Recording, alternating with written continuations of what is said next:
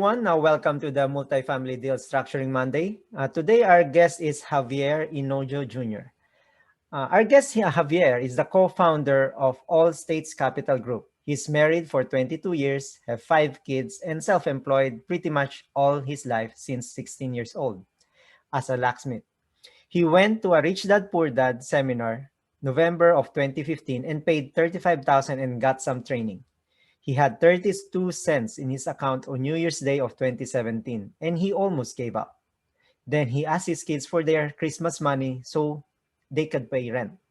Started fix and flip and did some wholesales. They were in Raleigh, Durham, North Carolina, Austin, Texas, Dallas, Tampa, and El Paso. They would fix and flip over 50 per year and wholesale 80 plus by middle of 2019, just in Raleigh, Durham market.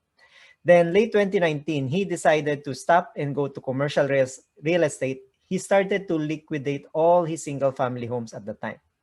Then he believed in mentors and coaching. He don't do it himself, but he knows most of the big players in the business and can give you a good recommendation. By the end of 2019, he closed on his first apartment, 63 units outside Charleston. Fast forward, 10 months later, he had 459 units across 4 properties valued at 27 million and being all in around just 18 million.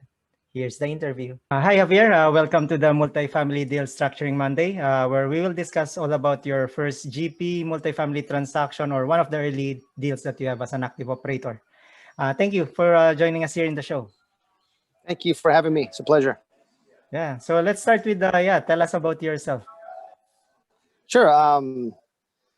I like walks to the beach. I like margaritas. No, I don't like margaritas. I'm not sure that's one of the questions. No. Look, I'm in my early 40s. I got 5 kids. Been married for over 20 years. I'm a high school pushout. Don't have a college degree.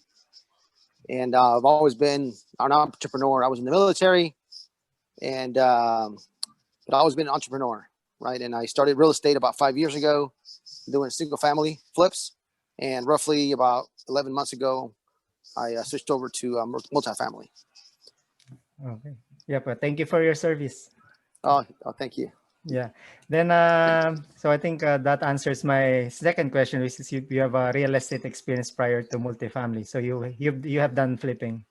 Yeah, I did a lot of flips. Yeah. I tell people I'm 24. Well, I told you I'm 40. I'm 41, but I tell people I'm 24 years old, but I look like I'm 41 because I flip houses. Well, I used to. Yeah. You still look young. Yeah. So where are you currently located? I'm in Raleigh, North Carolina. Raleigh, Durham. Oh, okay, Raleigh. Then, yeah. So how did you end up in multifamily? I was actually at a mastermind, single family mastermind meeting, and there was a lot of people doing I was doing 50 flips a year, and there were some folks doing 200 flips, 10,000 transactions, just on the real estate side. And I was getting ready to scale my business. And I had been to a multifamily event just a few weeks before. And I told my wife, I said, honey, I don't want to do this. If I'm going to spend all the time and energy to scale, I just want to just scale doing multifamily, and I can do it better, quicker. And that was it.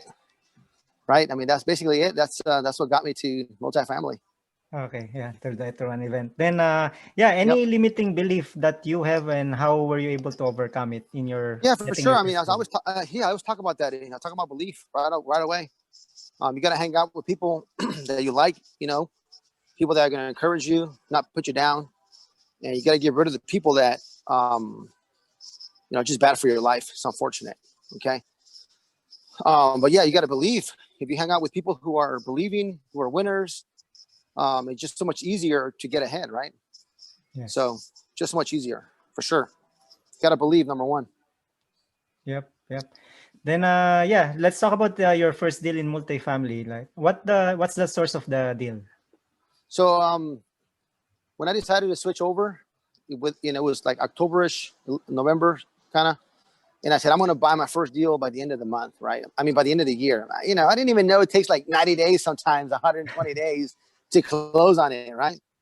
So, I didn't know anything better. And I just said, I'm going to close it by the end of the year. And I just, I started making phone calls, connecting with people, finding out how I can help, right? What can I do to close your deal? What can I do? How can I help? And eventually I found a buddy who had a 63 unit under contract right outside of Charleston, South Carolina. And then I helped them close that deal. And that was it. I was just got my first one before the end of the year, and started off running. And then we had like 2 contracts. COVID hit, didn't work out. We lost all our money. It sucked. It was terrible because lenders pulled their loans like days before closing. But we still kept at it, right? And then we bought a 72 unit, then a 208 unit, and then we just bought here this week a 116 unit. Oh, nice. Congrats. So, yep. Thank you. The first deal is in Charleston, North Carolina. Then 63 units, right? Yep. Then what's the class of the properties? It B, C? They're all C properties. C properties. In like B areas, C plus areas. Okay. Then so for your first deal, the one in Charleston, what's the story of that property? The what was the question? What's the story of the property? The story. So the owner lived in Vietnam, and the owner's sister was running it with her husband. So it was run by mom and pop basically, right? And it was just the rents were so low and just bad maintenance. So it was perfect, right? It's a perfect property. Mm-hmm. That's what I liked. Mm-hmm. Okay. Yep. And the all-in price on that, I believe it's 4.7. Oh, hold on, let me see. Yeah, about 4.7. And the stabilized value is a little bit over 7 million, like 7.3. Don't quote me on those numbers. Yeah, I don't remember, but it's pretty close. It's pretty close. It's around that time. So yeah, we'll be in about 4.5, 4.7, and it's worth like 7.1. Mm-hmm. Right. And we'll almost be done with that cycle here in the next few months. Oh, nice. Then were you able, I know like it's a mom and pop, were you able to get like a decent T12 or rent roll from them, or? Not really. Okay. No. So you're just kind of you need to build, I guess, the T12. T12. I'll give you the last one. I mean, there's one that we did that we got one that the guy gave us all the paperwork in a big brown bag, big black bag. Here you go. Here's all my money orders. Here's all my papers. Here's all my bills. I mean, we had stuff there for like 8 years ago. It was terrible.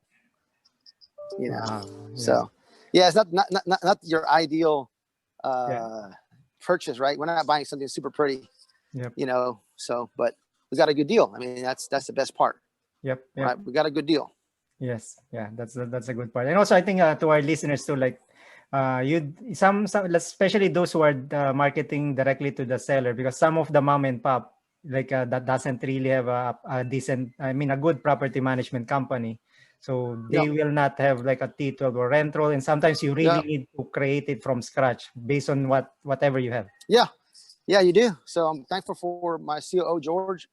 He's got some help now, and he'll put those rent rolls together, performance together, basically clean up all the books. Mm-hmm. Just make it nice and pretty, right? Get all the papers, all the notes, and all the bank statements, and put it into a nice spreadsheet for our lenders, right? And if we happen not to buy the property, right, the owner has nice clean books he can start working off of. So we help them out that way as well. Yep. Yeah, that's nice. So you mentioned about like going to the price, so it's around that 4.7 million roughly. Then you were able to get it. Yeah. What's the economic occupancy of the property when you bought it? I would not know. That's probably something you got to ask my COO. Okay. I wish I knew, but I'm not involved in like all the detail side of the business, right? So I have no idea, to be honest with you. Okay. Then I would say that was probably in the high 80s, high 90s, somewhere in the 90s, yeah. Because that one stayed pretty much occupied the whole time. The other ones that we got, the other properties we have, they're like in the 60s, 70s, because we're still repositioning them, and we're kind of getting everybody out. Mm-hmm. Yeah. Then regarding the financing, I'm not sure too, like if you will know about this. Is this Fannie Mae, Freddie Mac loan, or no? You gotta get a bridge loan. Yes, a bridge loan. Yep. Yeah, no, And yes, these are bridge loans because they're not stable assets. okay. Then for the LTV, how much LTV did you get for the bridge I would say 70% roughly. LTV? Okay. Yeah, on that one. Then what's your capex budget on that one? The I believe it was 1.2, 1.3. okay. Yeah, 1.1. Yeah, about 1.3. Okay. Then Purchase price was around $3 million.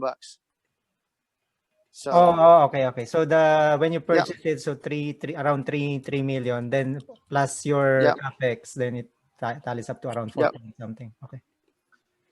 Then for the loan interest, like how much was the loan interest on this?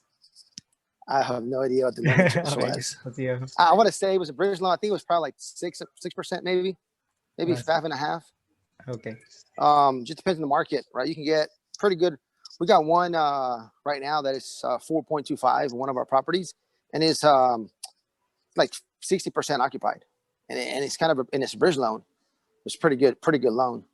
Oh, yeah. We got another bridge loan. We got another bridge loan on a 208 unit, and that I believe that one's also around a 4.25, 4.5, and it's also like 60% occupied. So okay. Oh, that's nice. At least you were able to get like a bridge loan, because right now I think bridge loans were gone, like during COVID or something. Yeah, it depends on the market. Really depends on the market. Okay. But yeah, it got really, really tight, super tight. I mean, even right now, if we have a tier 3 market, it's going to be tough to get a loan, unless you got a killer deal. But if you got 30,000 people population, it's going to be hard. Right. But, it just depends what you're buying. You want to buy something in a T1 city, T2, area. So it just depends what your buying preference is. Yep. Then is this deal like a JV or a syndication? It's just syndication. Yep. Then we got some investors. Yeah. Some JV partners. Yeah. Okay. Yeah. What's I don't know if you know the investor split, on the investor side. Well, you know what? Like honestly, that doesn't matter, right? If I tell you, Jeff, hey, Jeff, you're going to make 30% cash on cash and 50% IRR, and you're going to be 1% owner, would you say no? Or would you say yes? Yeah. Of course you would say yes, right? Yes. Like, hell yeah, man, 30% cash on cash, 50%, 1% owner? Hell yeah, I'm in that deal. So at the end of the day, right, I don't think it matters what it is, 70, 30, 80, 20. You just got to provide good returns for your investors, right? You got to get good returns for your investor and your passive investors, and they have to, you got to buy a good project. You got to buy a good deal. So, the splits, I don't think they matter. I think at the end of the day, what matters is what are you going to get your cash on cash and what your IRR is. Your IRR is going to be. So right now, our target on all our projects is about a 15% cash on cash and about 20% plus IRR. So 50% or 15? 15. 1 5. Okay, so like, okay. Yeah, 1 5. Yeah, that's pretty good. Yeah. Yep. 15 cash on cash, then a 20 plus IRR. Yep. Actually, some of these are like at 28. But anyways, and we gotta make them. So we buy them because I buy distressed properties, right? Like, let me give you one that we just bought. A 72 unit in North Carolina, Havelock, North Carolina, small town, military town. We bought it for 1.3 million, 72 units, and 50% occupied. We need to put in whatever $1 million, right? Say we're all in for like $2 million. Actually, we're going to be all in for $2 million. Stabilized value is going to be over $4 million. Right. So, that right there, I mean, we're crushing it, right? Those returns are going to be, just on the cash on cash and the IRR. We don't include on my pro formas. I don't include depreciation, cost segregation, mortgage pay down. I don't include raising the rents, all that stuff. I don't include any of that. Right. And we get to a pretty good return and a good IRR without including any of that. And when it comes time to add those items into our payout to investors, they're going to be super happy. Oh yeah, that would be a big super happy. Way big plus. Yep. Yes, super happy. Yep. Especially the pay down. Yes. Yeah, exactly. Right. How much, right? Yeah. Yeah, especially what about when you do when we refinance out, it's only going to be a 65% loan to value, and we have a 35% equity built in there. Imagine that net worth to those passive investors. That net worth, just because you have 35% equity. Not just that, but the cash flow. What about the cash flow? Yeah, It's 15%. yeah. Oh yeah, because we'll be able to cash everybody's money out and have proceeds and have like $700,000, $500,000 left over when we do our refi in about 18 months. Mhm. So So usually at least your business plan is refi around that 18 months to 2 years, then yep, cash out, yeah, cash out, right? The pay then back the return the first, money. pay back the bridge loan, return the capital to the investors, and everybody's still in the project, right? Nobody's out of the project. Nice. Everybody's in the project, and now it's a free property. It's free, Mhm. right? Because everybody got their money back, but you're still collecting a check. You still, still own your equity, right? Equity in perpetuity. Yep. Yep. So So it's kind of like now infinite return, because if there you go. you Yeah, don't yeah, have infinite. no Yeah, money. yeah, exactly. It's an infinite return. Yep, that's So pretty nice. yeah, Then yeah, for let's going to the next section of the show is regarding sure. due diligence. Do you recall like what the different due diligence that you did on the first property? So I have a COO. He takes care of pretty much 90% of the due diligence. You should have probably interviewed him. So Okay. I'm not a detail person or like a systems person for say like a operations person. I'm not. I'm like the I got the vision. I'm just a big thinker. I'm like just a big picture, right? So yeah, I mean, due diligence. We can talk about that for 10 hours. Yeah, yeah. We can talk about for 10 hours, but yeah, I mean, there's a whole bunch of due diligence to do with these things, right? Area, call the cops, drive it at night. Man, I've been shot at. I got a video where I got shot at as I was driving a property at night. I'm like, that was Wow, tough. really? And yeah, you got your whole due diligence checklist, right? It's a big list. Mhm. Yep. But if you have any question in particular about that, I'll let you ask and I'll see if I have an answer. Yeah, yeah. No, I think that's just the basic, like what or like what kind of due diligence you did, like scoping, survey, Yeah, lease audits. I guess you definitely yeah, lease yeah, audit yeah. you did. Yeah, you got to scope the line. You got to scope all the plumbing lines, right? You got to get your your survey, whatever the lender's asking you for as well, right? So all that boring stuff that is just Mhm. is what makes this part of the business not fun for me. That's why I hire somebody that loves to do that stuff because they'll Yeah, do a better job than me, yeah, right? yep. Then yes, for the next section, the capital raise. So how Yep. much investors' money did you need to raise on this? Um, so we raised 1.3. It's $100,000 a unit. So Okay. we pretty much that's what we've done across the board. We raised 2.3 for another project in Tulsa. We just bought a mobile home park and we raised $1 million, 1.1. So basically, it's about $100,000 every time. The only one we raised a little bit less was we did $75,000 units for the one in North Carolina. Mhm. Okay. So So that's a capital raise. Yeah. yep, Then so do you recall like how many investors were there around roughly? yeah. If it's just usually 10 to 20, depends. $100,000. So on that one right there, 12ish, 12 or 13. Okay, for that particular property. Okay. Yep. Then yeah, so I think the closing, like how much was, I don't know if you know because these are numbers. How much were the closing costs? Like Oh yeah, no idea. no idea. So yeah, Yeah, no idea. but Yeah. for the LOI to closing, how long did it take for you for that first property? That one I think my buddy Jennings is the one that had it under contract. I think it took him like 6 months to close. 6 months. Okay. Yeah, 6 months. So on average, right now we're seeing about we closed another deal that took us about 7 months to close, and another one's taking about 4 months right now. Mhm. Pretty much everything's taking like 4 months to 7 months. Just because I think because of COVID and just extensions and lenders needing more time, not knowing where the market was going. The mobile home park we closed it pretty quickly, like in like 2 months, like Mhm. 2.5 months. We closed it pretty quick. Okay. But yeah, closing costs.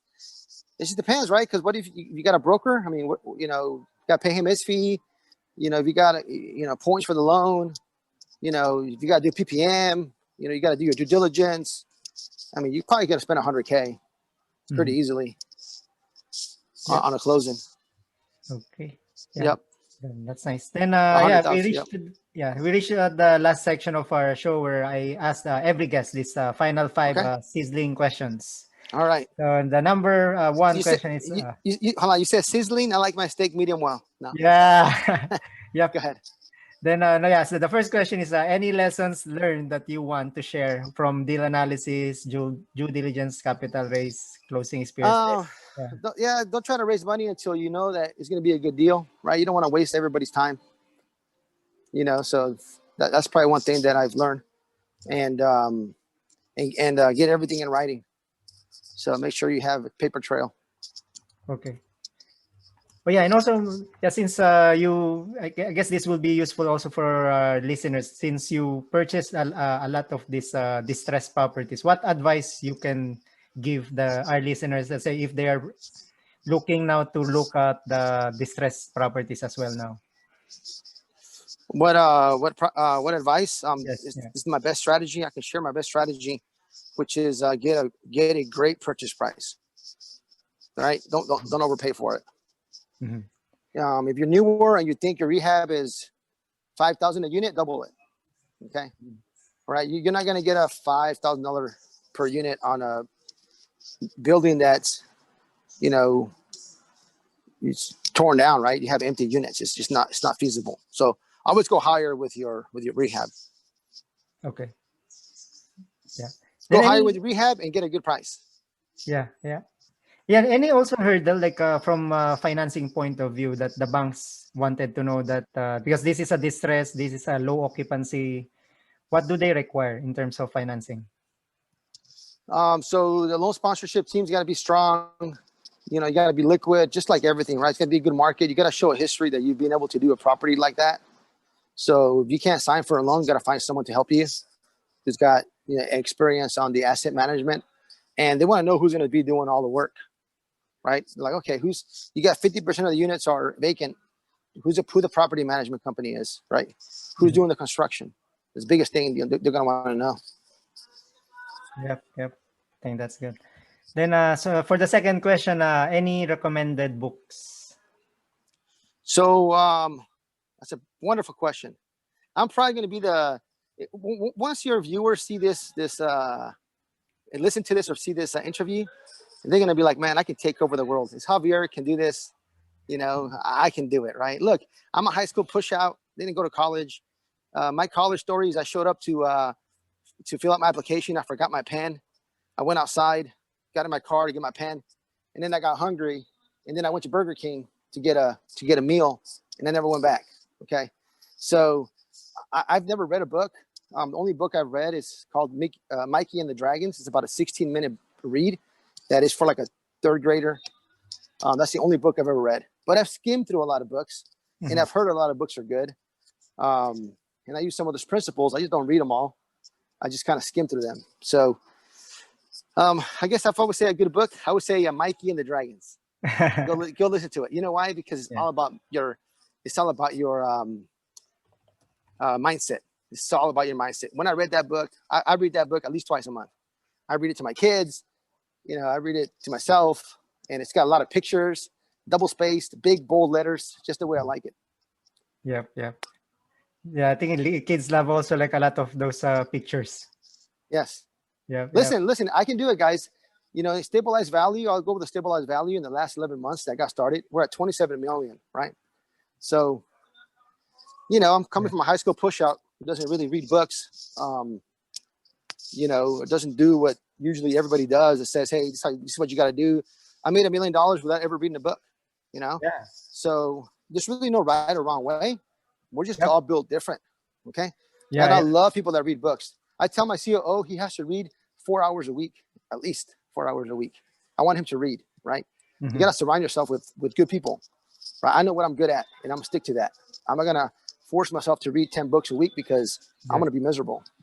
Yep. And I think like that's the one thing that you mentioned good is stay to where your expertise is. Yep. Because, instead of then hire someone. Exactly. You got to find the who to do the what, right? Yep. And then make them part of a team, treat them really well where they don't want to leave.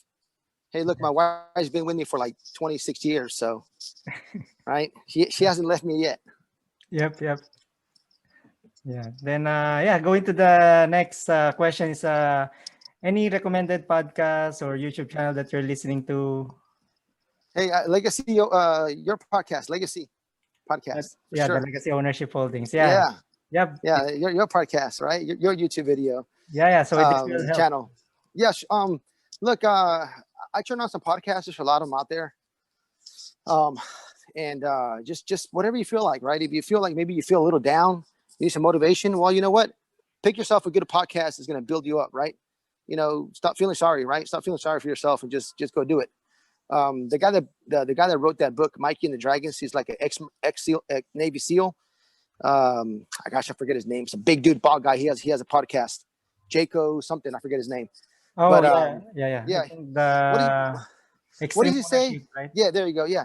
What does he say? He says, Joke. hey, today I feel like, he's like, man, I don't give a crap, to say it nicely. What'd you feel like today? Just go do it. Right. Mm-hmm. So anyway, that's basically, Yeah. you know, listen to the right podcast. Depends what you want, right? If you want some motivation, to motivation. If you want to learn how to do due diligence, watch this podcast, but don't watch me because I didn't help out on that at all. Yeah. And I think because I think at least there's a lot of podcasts out there, and also like if you're focusing on one thing, like let's say as you said, if you want to learn due diligence, try to just search due diligence actually podcast like multifamily. Oh yeah, and you can go down the road 8 hours of due diligence. Yep. Instead of that's going awesome. I love people like that. I'm glad they're in this world. Yeah. Then the fourth question, this is the time to promote yourself. What's your acquisition criteria for multifamily location units? So to let everyone know. And sure. I would like 60 units and above. Sorry about that. Let me put this. There we go. I'm on my phone. Somebody's calling me. Sorry. So my criteria is 60 units and above, and it's got to be a great purchase price. Right. And we can, if somebody out there has some distressed properties and they're looking for maybe more stable stuff, hey, shoot them our way. We'll JV on it. Right. We'll help you close them. I got a Facebook group I just started about a week ago, 10 days ago. We have almost 700 members. Nice. $1 billion multifamily and commercial real estate. That's the name of the Facebook group. So anybody feel free to join that, and feel free to post any podcast you got coming out too, Jeff, on that Facebook group. Feel free to do that. Oh yeah, sure. Yeah, thanks. Yep. Then I think I'm a member of that Facebook awesome group. Yep. Yeah, I'll also mention it in the show notes so that people awesome can, appreciate it. Yeah. Oh, and I also do have self-promotion. Let me see, self-promote myself. We also get properties, like we go directly off market. So there's about 12 folks on staff at my company right now. So we do have a lot of projects pretty much all over the place that doesn't fit our box, right? It might be a 20 unit in somewhere in Texas, right? That we're not going to buy just because it's too small, really. But there's folks out there that are buying 20 units. There's people buying 12, people buying 25, or whatever it is. So, we also sell our contracts, or we'll JV, but we just don't put a lot of time and energy in it because they're too small for us. Mm-hmm. But they're still good deals. So we get a lot of stuff off market. So if you're looking for some stuff that's off market, find me. Yeah. I think that's a good way to because I know people that is starting up. Maybe that's a good way to start contact with. Yeah, exactly. Yeah, maybe you don't have to go get your own deal. We got some, right, that might fit your buy box. Yep. That's amazing. Like I will I will put the notes. I guess leading to the next question is, what's the best way to contact you? Facebook. That's probably the best way, right? With my name, Javier A Hinojo Jr. It's only me and my dad in the whole Facebook, I think, with that name. Yep. So you'll find me. I'm the guy with the beard. My dad's bald, so that's not him. It's not, So you find him, you find me. You find me, you'll find him. So just Facebook. It's the best part. Send me a direct message. Join the Facebook group. Try to give a lot of content for everybody. Okay, sounds good. Yeah, I'll put probably your direct Facebook URL in the because perfect, awesome. I'll put that in the show notes so that they can just directly add you as a friend and send you a message. Because I really that will help. Like as you said, a lot of deals. A lot of people are still looking, even the ones in starting up, like looking for small deals. Then definitely you can they can connect with you. I got a buddy who got a small deal in quotation marks. He made like $800,000 on it. nice. You know, he was all in for like 500,000. He made $800,000 like in a year and 4 months. Like, oh my gosh, that's not bad. Yep. So Yeah, I will accept that. yeah, I mean, it's not bad, right? And he was able to take it down on his own, right? So Yes. it wasn't so hard, but you know, you might still need help for $500,000. Mhm. But it's a lot easier to take down than 5 million. So Correct. Yep. Yep. Makes sense. Okay, I think we reached the end of the show. Thank you. Thanks a lot, Javier, for your time. And it was a yes, fun Jeff, interview. appreciate it. Appreciate it. And the one thing I leave to your listeners is just believe, guys. Have a good mentality. Be positive, and be grateful, right, for whatever you got. Right, just be grateful, and expand your mind. Hang out with the right people. If you see, this is my office. You see all these beautiful cars back there. This is where I kind of work every day, right? Yeah. It's my office, a private club. I hang out here, rub elbows with a lot of wealthy people, and you just make good connections. So don't hang out where you usually hang out, okay? If you're not making those connections, all right? Just change your atmosphere, change your sphere of influence. Yep. Yep. Yeah, change the people surrounding you. Like those, I think surround yourself with those that are already successful, There you go. wealthy, and the ones that you want Yes, to be with. I mean, to become. exactly. Yeah. That's right. Yep. Yep. Okay. Thanks, Javier. Thank you, Jack.